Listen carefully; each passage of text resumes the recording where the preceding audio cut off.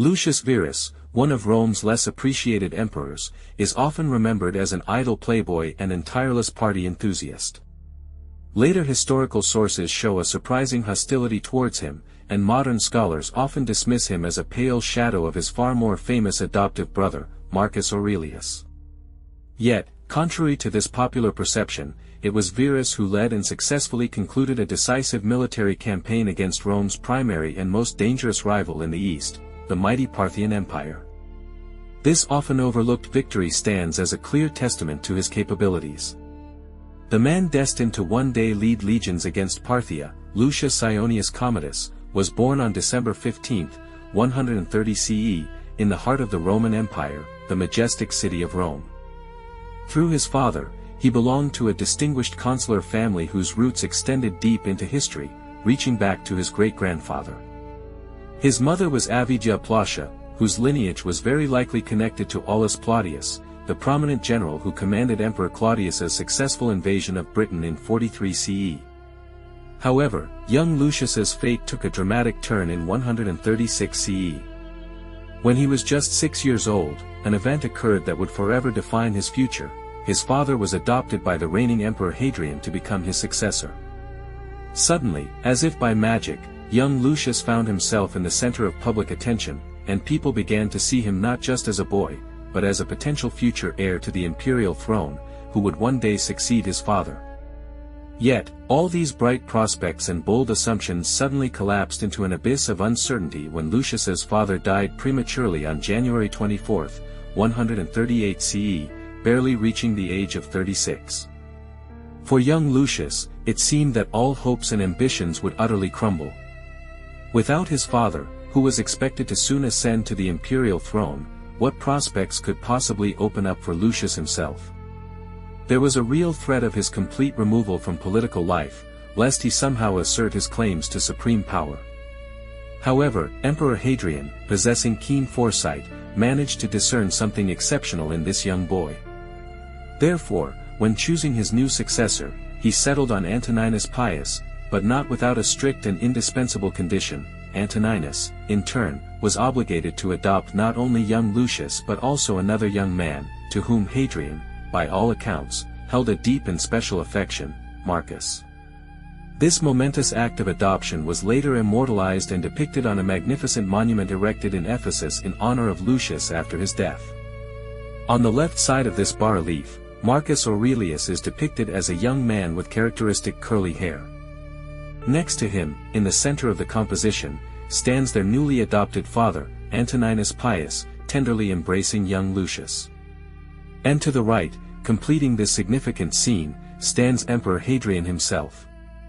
Thus, Lucius henceforth became known by a new name, Lucius Aelius Aurelius Commodus. Marcus, in turn, adopted the new name Marcus Aurelius Aurelius Verus, although in modern historiography he is commonly referred to as Marcus Aurelius.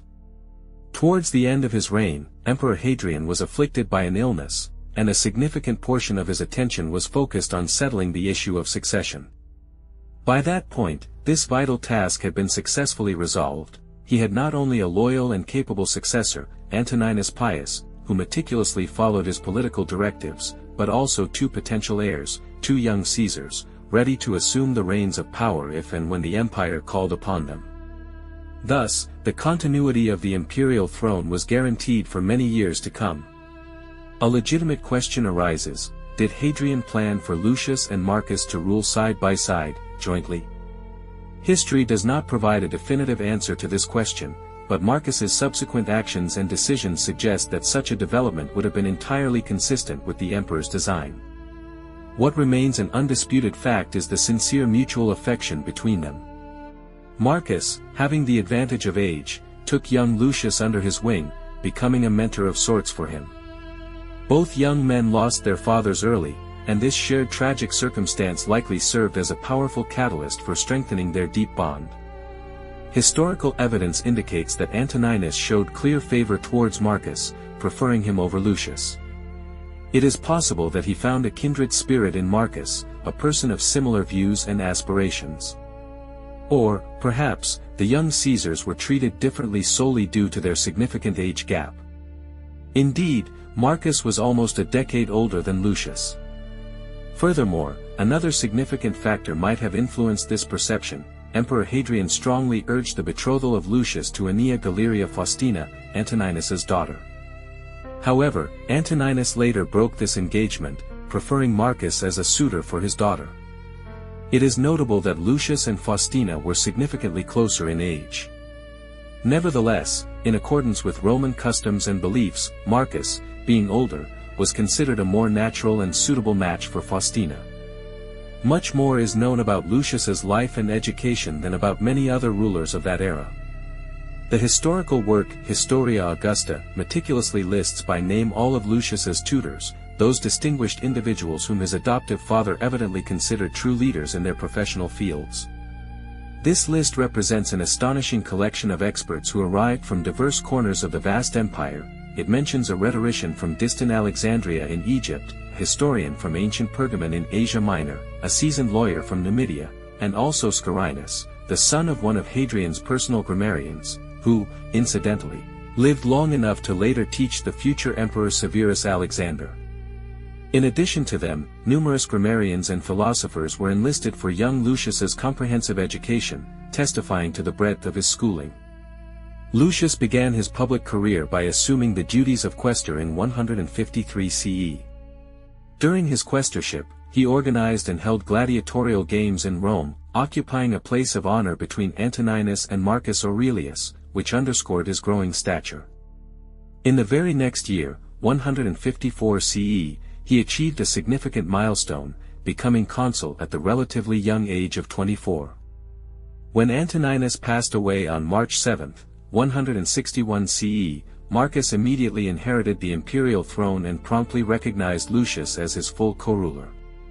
It remains unclear whether this plan for joint rule was devised by Hadrian before his death, or if it was Marcus's innovative decision. There is a suggestion that Hadrian might have initially intended for Marcus to hold the position of senior Augustus, and Lucius his junior Caesar. However, to leave no doubt about their genuine equality, both rulers adopted the titles of Caesar and Augustus, thereby clearly signifying their shared and equal status. The adoptive brothers, Marcus and Lucius, were bound by sincere ties of affection, and thus Lucius's elevation to co-ruler could be seen as a natural consequence of their deep closeness. However, it is quite possible that more pragmatic considerations prompted Marcus to raise Lucius to his level. One such reason could have been the belief that by granting Lucius such a high position, Marcus would thereby keep him out of potential trouble and prevent any future attempts at usurpation of power. Another important motive could have been Marcus's conviction, who saw himself primarily as a philosopher, not a general, which is certainly ironic given his later periods of rule, of the necessity to entrust Lucius with the conduct of military campaigns.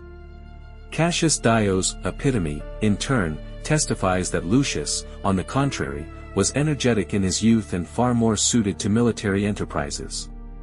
This is why Marcus strengthened their alliance by giving him his daughter Lucilla in marriage and entrusted him with command in the war against the Parthians. Finally, another reason could undoubtedly have been Emperor Hadrian's original design, and Marcus, in making this decision, was paying homage to his adoptive grandfather. It is highly probable that both pragmatic and deeply personal motives underpinned this fateful decision. In any case, from that moment on, they both shared supreme power in the Roman Empire. Anticipating a generous donative, the traditional gift that promised loyalty and support to a new ruler, Roman soldiers, and especially the elite Praetorian Guard, awaited the ascension of the new emperors. Of the two co-rulers, Lucius Verus was the one honored with the task of going to the Praetorian camp and addressing the troops directly. Although both emperors, Lucius and Marcus, had mastered the intricacies of oratory from a young age, studying under the best rhetoricians of their time, the choice of Lucius for this important mission was perceived as a highly symbolic and significant gesture. Later in his life, Marcus Aurelius, in one of his letters to the famous rhetorician Fronto, his former mentor, would praise his co-ruler's oratorical gift, thereby demonstrating recognition of his abilities. After his official ascension to the throne, Lucius's full name changed again, adopting the titulature Imperator Caesar Lucius Aurelius Verus Augustus, which underscored his new status and grandeur. In that same momentous year of 161 CE, a joyful event occurred in Marcus Aurelius's family, the birth of a second son, who was named Commodus. This choice of name was not coincidental, it served as a tribute and a dedication to Marcus's adoptive brother, Lucius, who, incidentally, was born with that very cognomen. On the horizon, the inevitable shadow of conflict already loomed, presaging a coming war in the East. At the center of attention for two great powers, the Roman Empire and the Parthian Empire, was the Kingdom of Armenia, strategically located as a buffer state. Its geographical position and political significance made it a key element in the complex and often tense Roman-Parthian relations. Each of these powerful empires sought complete control over Armenia, seeing it not only as an important stronghold but also as a symbol of its influence in the region. This ambition inevitably led to a willingness to engage in armed confrontation for possession of this kingdom. Historically, the vast majority of military conflicts between Rome and Parthia unfolded precisely due to rivalry over Armenia. The main reason for these clashes was each side's desire to establish its dominance and determine which power would hold supremacy in the internal affairs of this strategically important buffer state. At the very time Lucius and Marcus ascended to the Roman throne, Parthia undertook a large-scale invasion of Armenia. The goal of this aggression was to depose the pro-Roman king and install a ruler who would more fully align with Parthian interests and be loyal to them. This act of aggression was likely a direct response to the change of power in Rome. Perhaps the Parthian side calculated that the Roman state would be weakened after the death of its previous emperor, who had been on the throne for over 20 years and ensured stability. The commander of the army units in Cappadocia, Lucius Verus, immediately moved into Armenia, seeking to restore Roman control over the situation. However, his troops found themselves besieged in the strategically important location of Elegia, where Severianus lost an entire legion before deciding to take his own life. After the Parthians finally subdued Armenia, they continued their advance south, pushing into the Roman province of Syria. It should be noted that the province of Syria was at that time considered the most honorable governorship a senator could hold. The governor of this key territory was Titus Cornelius, who led his 2 legions to repel the Parthian invasion. However, Cornelius suffered a crushing defeat, and as a result, the eastern borders of the empire were left defenseless against further aggression. News of this catastrophic development apparently reached Rome in 162 CE, and Lucius was chosen to lead the upcoming military campaign. The 2 emperors, Lucius and Marcus, traveled to the southern regions of the Apennine Peninsula to embark on a sea voyage from the port of Brundisium. Marcus accompanied his co-ruler as far as Capua before returning to Rome. However, in Canusium, Lucius was suddenly struck by a very severe illness. Upon learning of this, Marcus immediately rushed back to Lucius, reuniting with his brother at this critical moment. Historical evidence suggests that the illness that afflicted Lucius was, presumably, a consequence of his excesses and overly free lifestyle. However, a crucial question arises, requiring careful analysis: was this first bout of illness the same disease that would ultimately claim his life several years later, or was it an entirely separate ailment? The scarcity of available data, unfortunately, does not allow for definitive conclusions on this matter. Nevertheless, Lucius Verus recovered relatively quickly from this indisposition and continued his journey eastward, crossing Greece, departing from Brundisium. His route passed through significant cities such as Corinth and Athens before he reached the shores of Anatolia, where he preferred to follow the coastal route, visiting many important settlements as he progressed. According to the same sources, Lucius's journey to Syria took significantly longer than usual, and his slowed progress was attributed to his hedonistic inclinations and debauched lifestyle. However, before accepting such a statement as an undisputed truth, it is necessary to carefully consider the objective circumstances of his situation. At that time, there was an urgent need to transfer military contingents from the Danube to reinforce the empire's eastern borders. These troops, by all accounts, would have arrived at their destination extremely late in the campaign season. If we assume that the Parthians began their invasion of Armenia as soon as they received news of Antoninus's death in March 161 CE, then it would likely have taken about a month for the news to reach Parthia, and approximately another month for news of the Parthian invasion itself to reach Rome.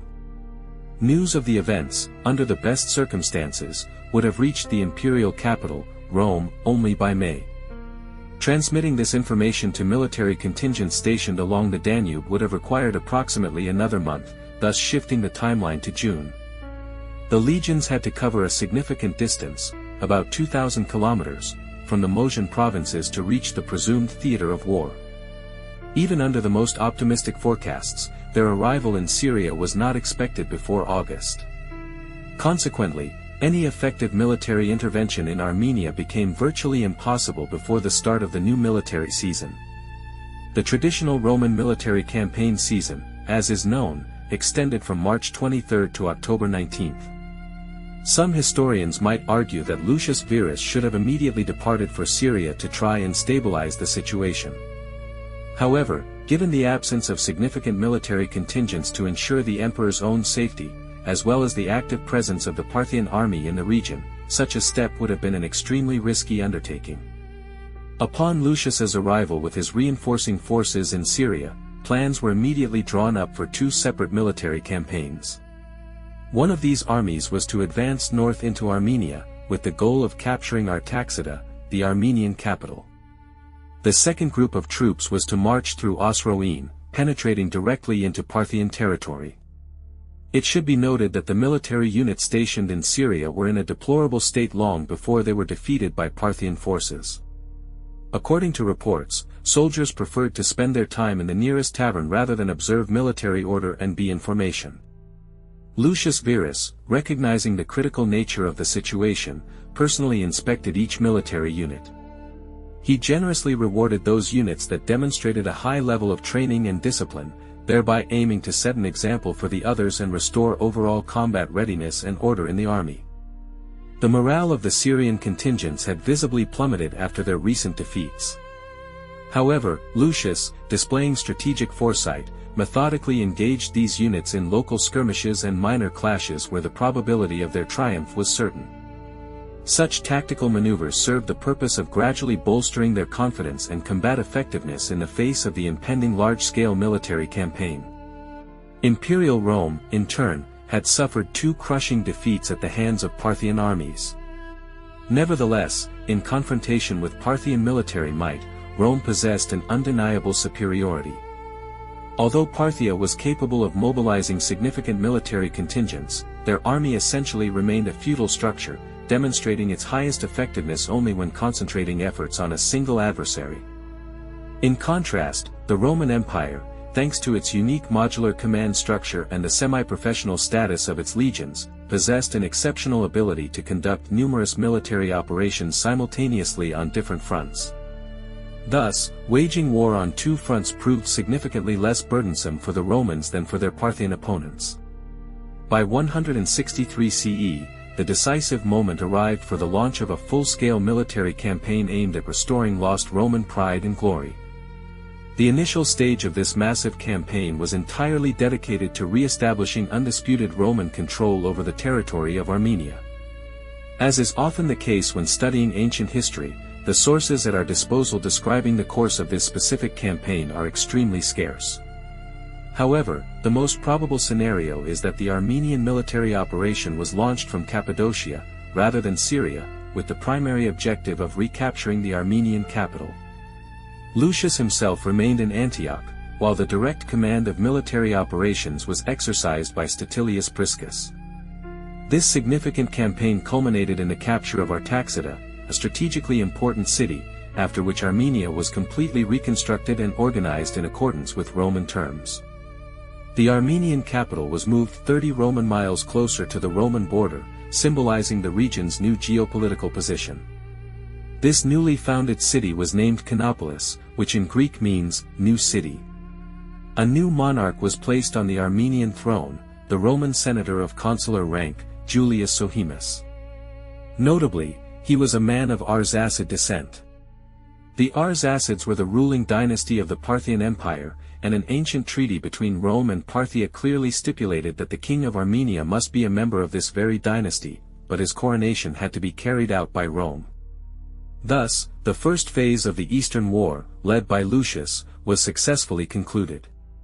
Statilius Priscus, having fulfilled his mission, returned to Cappadocia, leaving a reliable garrison in the new Armenian capital. The remaining military units continued their advance south under the command of Claudius Cassius. Historical sources often show hostility towards Lucius because he remained in Antioch throughout the military campaign, not participating directly in the fighting. However, it must be considered that Lucius did not possess significant military experience. In light of this, entrusting direct command of the troops to a more experienced and skilled general was likely the most reasonable and strategically sound decision. While Priscus led the troops on the battlefield, Lucius could exercise overall strategic leadership, define the general goals of the war from a distance, and plan the next phase of the conflict. For example, Emperor Trajan personally led his troops, but he was already an experienced and outstanding general long before his ascension to the imperial throne. Lucius, however, lacked such a military past. This was probably a wise and far-sighted choice made by him, based on the realization that there were more experienced and capable individuals to take direct command of military operations. Lucius, the celebrated general, was honored with the prestigious title of Armeniacus in recognition of the outstanding successes achieved during his military campaign. After the situation in Armenia was finally settled, fully aligning with the geopolitical interests of the Roman Empire, Lucius's and his legion's attention shifted to resolving the complexities that had arisen in Syria and Osroene. Osroene, traditionally a client kingdom of the Roman state, had fallen under Parthian influence, as the Parthian Empire had installed a puppet, pro-Parthian ruler on its throne, which undoubtedly required immediate intervention and rectification by Rome. To restore lawful order and Roman influence, a massive two-pronged attack on Osroene territory was meticulously planned. One Roman army, led by Fronto, advanced from the north, while another, under the overall command of the renowned Avidius Cassius, advanced from the west, moving out of the strategically important city of Antioch. Soon after the offensive began, the Roman legions encountered the main forces of the Parthian army in the vicinity of Euripus. Although historical sources provide extremely scarce information about this battle, everything indicates that it concluded with a decisive and crushing victory for the Roman troops. After such a defeat, the Parthian formations apparently either completely dispersed or were forced to hastily retreat to regroup and recover their losses. Avidius Cassius, skillfully exploiting the enemy's weakened state, immediately moved his troops down the great Euphrates River, heading directly towards the Parthian capital, Ctesiphon. On their victorious path, the Romans set fire to and completely destroyed the ancient Hellenistic city of Seleucia, which lay near the capital. During the brutal sacking of Seleucia, which became a symbol of Roman fury, the temple of the god Apollo was sacrilegiously desecrated. Apollo, according to beliefs, was a deity capable of inflicting diseases and deadly epidemics, striking victims with his invisible arrows. It is noteworthy that this impious act was subsequently interpreted as the direct cause of the terrifying Antonine plague that devastated the Roman Empire. The military forces steadily advanced towards Ctesiphon, reaching and successfully capturing this significant city. The majestic royal palace did not escape complete destruction, being set on fire and reduced to ashes. The fall of the Parthian capital, in essence, served as a milestone marking the completion of Lucius's series of Parthian campaigns. Nevertheless, the return of the troops proved to be fraught with considerable difficulties and trials. Plague epidemics and debilitating famine mercilessly struck Cassius's legions, causing them unbearable suffering. Years later, specifically in 175 CE, this same Cassius would attempt to seize imperial power, misled by false reports of Marcus Aurelius's death. However, his brief rebellion lasted only 3 months, after which he was ultimately killed by a centurion, and his severed head was delivered to Rome. For the young emperor, this Parthian campaign proved to be a colossal triumph. He succeeded in crushing Rome's most formidable adversary, restoring Roman pride, and re-establishing its dominant position in that strategically vital region. Nevertheless, without more comprehensive information, it is difficult to ascertain with certainty the extent of his personal involvement in achieving this success, or whether it was solely the fruit of his outstanding general's efforts. However, this military campaign stood alongside the grand achievements of Trajan, accomplished in the same region approximately 50 years earlier. To commemorate the triumph in Parthia, both emperors adopted the honorary titles of Armenicus, Parthicus Maximus, and Medicus.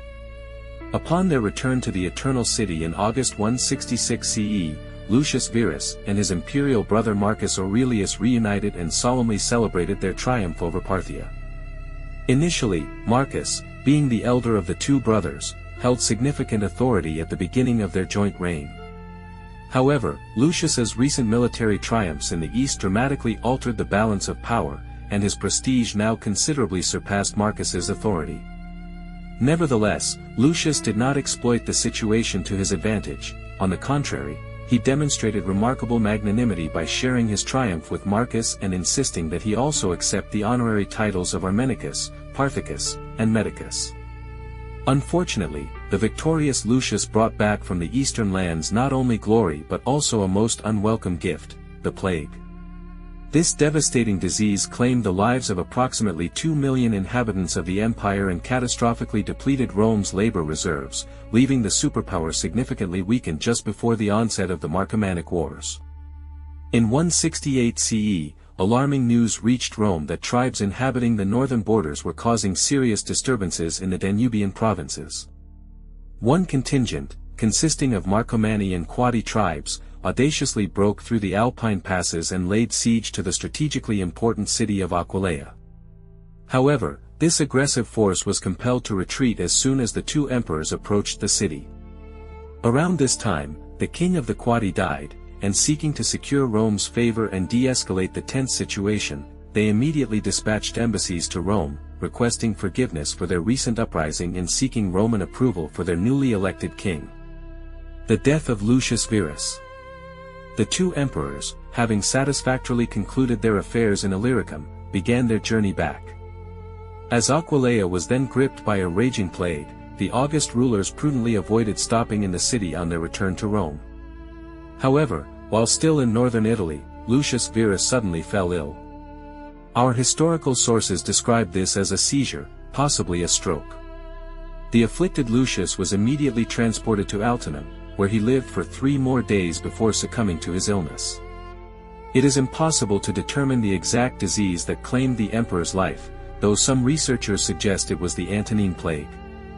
Nevertheless, this version seems unlikely, given the suddenness of the attack and the fact that Marcus Aurelius and Lucius Verus were traveling in the same carriage when the latter suffered his seizure.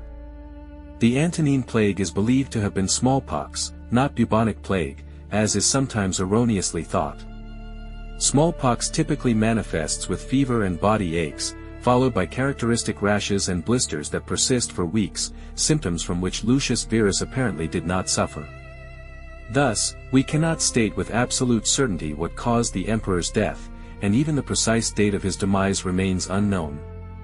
Nevertheless, sometime in early 169 CE, likely in January or February, Marcus Aurelius arranged for the solemn deification of his adoptive brother. The same fresco that depicts the adoption of Marcus and Lucius also immortalizes the apotheosis of Lucius Verus. It shows the goddess Victoria leading him on a chariot into the heavens, where he joins the assembly of gods. Upon concluding this analysis, it should be noted that there is not the slightest hint in our available historical sources that Lucius Verus was a malevolent or treacherous man. On the contrary, he appears to have been prudent in his actions. Perhaps his penchant for revelry was excessive, or, more likely, slanderous accounts significantly exaggerated his love for festivities. Even the Historia Augusta, a work generally inclined to give very critical assessments of Lucius Verus, contains a remarkable statement. Towards Antoninus Pius, as far as can be seen, Verus showed loyalty rather than piety. However, the latter loved the straightforwardness of his character and his uncorrupted way of life and urged Marcus to imitate him in this. Before rendering a final verdict on the character of Lucius Verus, it is crucial to critically evaluate the entire body of our sources. Modern research generally does not confirm the extremely negative characterization presented in later chronicles. There is a strong reason for this discrepancy. Lucius Verus's wife, who was Marcus Aurelius's daughter, would later actively conspire against Commodus. Thus, Lucius Verus, by association, became an easy target for discredit. Many of our sources, including the Historia Augusta itself, were created precisely during Commodus's reign. It is not improbable that Commodus himself harbored a personal dislike for Lucius Verus for these or other reasons. Consequently, authors, seeking to please the reigning emperor, might have intentionally portrayed Lucius in a highly unfavorable light, distorting his true image. Lucius Verus appears as a figure whose traits are largely lost in the annals of history. Indeed, it is impossible to reconstruct the true likeness and character of this man with complete certainty. However, it is definitively known that he successfully led a military campaign against Rome's greatest rival and achieved a crushing victory, the scale of which was comparable to the triumph attained by Trajan half a century earlier.